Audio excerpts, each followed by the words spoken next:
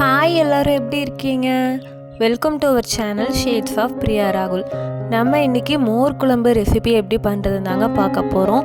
வீடியோக்குள்ளே போகிறதுக்கு முன்னாடி நம்ம சேனலை சப்ஸ்கிரைப் பண்ணாதவங்க மறக்காமல் சப்ஸ்கிரைப் பண்ணிக்கோங்க. நம்ம குழம்புக்கு தேவைப்படுற இன்க்ரீடியன்ட்ஸ் எல்லாமே ஃபர்ஸ்ட் எடுத்து வச்சுக்கலாங்க. ஃபர்ஸ்ட் கத்திரிக்காவை எடுத்து கட் பண்ணி கொஞ்சமாக தண்ணி விட்டு அது கூடவே மஞ்சள் தூள் கொஞ்சமாக ஆட் பண்ணி நல்லா வேக வச்சு எடுத்து வச்சுக்கோங்க. துவரம் பருப்பு கொஞ்சமாக நனைய வச்சு எடுத்து வச்சுக்கோங்க. ஒரு கைப்பிடி அளவுக்கு தேங்காயை கட் பண்ணி எடுத்து வச்சுக்கோங்க. அது கூடவே கொஞ்சமாக சின்ன வெங்காயம், கறிவேப்பிலை, ஒரு சின்ன துண்டு இஞ்சி, 4 to 5 பல்லு பூண்டு, காரத்துக்கு தேவைப்படுற அளவுக்கு வரமிளகாய், 1 ஸ்பூன் சீரகம், மல்லித்தூள், குருமிளகு, கொஞ்சமாக பெருங்காயம் இதெல்லாமே எடுத்து வச்சுக்கோங்க.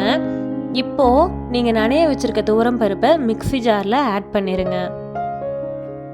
துவரம் பருப்பை மிக்ஸி ஜாரில் எடுத்ததுக்கப்புறமா அது கூடவே நம்ம எடுத்து வச்சுருக்க தேங்காய், வெங்காயம், கறிவேப்பிலை, சீரகம், மல்லி, குருமிளகு, இஞ்சி, பூண்டு, மிளகாய் இது எல்லாத்தையுமே மிக்ஸி ஜாரில் போட்டு நல்லா அரைச்சி பேஸ்ட் மாதிரி எடுத்து வச்சுக்கோங்க.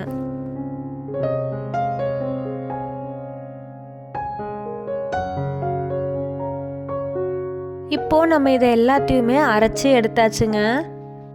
பேஸ்ட்டை ரெடி பண்ணினதுக்கு அப்புறமா கொஞ்சமாக வெங்காயம், கறிவேப்பிலை, மிளகாய் எடுத்து வச்சுக்கோங்க. ஒரு பாத்திரத்தை ஸ்டவ்வில் வச்சுக்கோங்க. கொஞ்சமாக எண்ணெய் விட்டுக்கோங்க. எண்ணெய் காஞ்சதுக்கு அப்புறமா கொஞ்சமாக கடுகு போட்டு கடுகு நல்லா பொரிஞ்சு வந்ததுக்கப்புறமா நம்ம எடுத்து வச்சுருக்க கறிவேப்பிலை, வெங்காயம், மிளகாய் இது எல்லாத்தையுமே அதில் போட்டுட்டு நல்லா வதக்கி விட்டுக்கோங்க. வெங்காயம் நல்லா வதங்கினதுக்கப்புறமா நம்ம ஆல்ரெடி அரைச்சி வச்சுருக்க பேஸ்ட்டை இது கூட ஆட் பண்ணி நல்லா மிக்ஸ் பண்ணிக்கலாம். இந்த பேஸ்ட்டு பச்சை வாசனை போகிற வரைக்கும் ஸ்டவ்லேயே விட்டுருங்க. லைட்டாக இந்த மாதிரி கொதி வர வரைக்கும் விட்டிங்கன்னா பச்சை வாசனை போயிடும். இதுக்கப்புறமா இது கூடவே தேவைப்படுற அளவுக்கு மோர் ஆட் பண்ணிக்கோங்க. இப்போது தேவையான அளவுக்கு இதில் உப்பு ஆட் பண்ணி நல்லா மிக்ஸ் பண்ணி விட்டுக்கோங்க. இப்போது இது லைட்டாக கொதிச்சு வரும்போது நம்ம ஃபர்ஸ்ட் வேக வச்சு எடுத்து வச்சுருந்த கத்திரிக்காயை இது கூட ஆட் பண்ணி நல்லா மிக்ஸ் பண்ணி விட்டுக்கோங்க. இது கூடவே கடைசியாக கொத்தமல்லி இலைகளை சின்ன சின்னதாக நறுக்கி ஆட் பண்ணிக்கோங்க.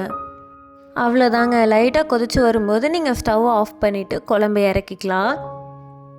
இந்த ரெசிபியை மறக்காமல் எல்லோரும் வீட்டில் ட்ரை பண்ணி பாருங்கள்.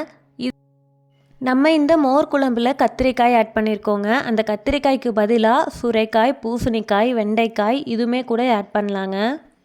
இந்த ரெசிபியை எல்லோரும் வீட்டில் மறக்காமல் ட்ரை பண்ணி பாருங்கள். இதே மாதிரி நிறைய இன்ட்ரெஸ்டிங்கான வீடியோஸ் பார்க்குறதுக்கு நம்ம சேனலை மறக்காமல் சப்ஸ்கிரைப் பண்ணிக்கோங்க. தேங்க்யூ.